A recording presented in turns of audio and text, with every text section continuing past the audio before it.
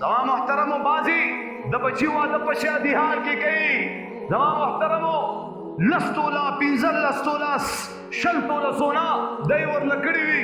یو غټ تاجي الګ تم ور پسر کړي وي، یو غټ تاجي جنۍ تم ور پسر کړي وي. نمونز پیژني، نه حیا پیژني، نه پرده پیژني. الګ او جنۍ دواړه په سټیج باندې کېنولي وي، ښځې او نران. زما محترمو خلق مت ماحول او میډیا والا راغلی وي. د دې پروګرام او د دې شادي حال او د دې نکاح او د دې پروګرام اشتهار کو چې پلانکیو په چې کوم د خپل بچي واده او پلانکی شادي حال کې وکړو، په پلانکی شادي حال کې ما دې دپاره ولېږي دنیا ته. الذي خلق الموت والحیات لیبلوکم ایکم احسن عملا. الله پاک فرمایي ما دا مرګ ژوند مرو به که نه به مرو که نه به مرو. بیا دغه ښځه دا چې تا زار او قربان کړي ستا نه بغیر خو زما یو شپه. دا ټول د دروغو محبتونه وای اصل محبت د الله محبت دی. د چا محبت دی؟ اصل محبت د الله محبت دی.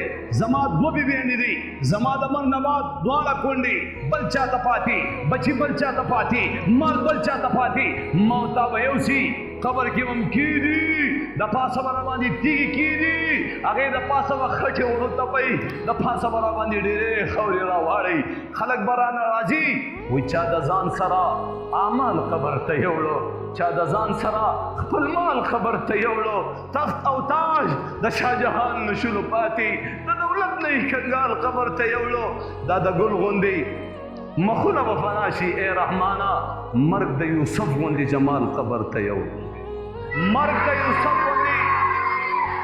نو زما محترمو وہی وہ جو گیت تو تم نے سنا نہیں، میرے عمر بھر کا ریاض تھا، میری درد کی تھی وداس تھا جسے تم ہنسی میں اڑا گئے. زما محترمو واللہ باللہ ثم صلی دادا فخر شیزونا، دادا فخر شیزونا، دا فخر شیز دین دے دین. دا فخر سیز دادے دا کم معشوم تا دینن پٹکے پسر شو. سبا دا قیامت رز بوی تاسو ترین دی دنیا لبا اللہ جھٹکا ورکی جھٹکا. اذا زلزلت الارض زلزالها دا ازمک بخوزئی سنگ پا افغانستان کی اوخوزولا. زما محترم و بنیر کم اکتا خڑی خڑی قتل سیلابون پی دا اوبو راو آرسی. زما محترم یولا نوجوانان پکی مړه شوي دي، هلاک شوي، زنانه پکې شهیدانې، ماشومان مالونه تباه برباد شو، د ټول عمر منډې تړلي. زما محترمو په یو سیلاب سره الله هغه پاک ورسره موجود دی که نه دی؟ دی که نه دی؟ دغه الله سره صلح کول غواړي که نه غواړي؟ نن په دې ناسته مجمع کې کم کم ملګري د هغه الله سره صلح کولو ته تیار چې مونږ به نه قضا کوم، زه به چې کوم دی خپلې سترګې غلط نه استعمالو، زه به خپلو غوږونو اورېدل غلط نه کوم، زه به د خپلو دماغو سوچ غلط نه کوم، زه به د علماو د نفرت نه، د علماو د دشمنۍ نه ځان ساتم انشاءالله.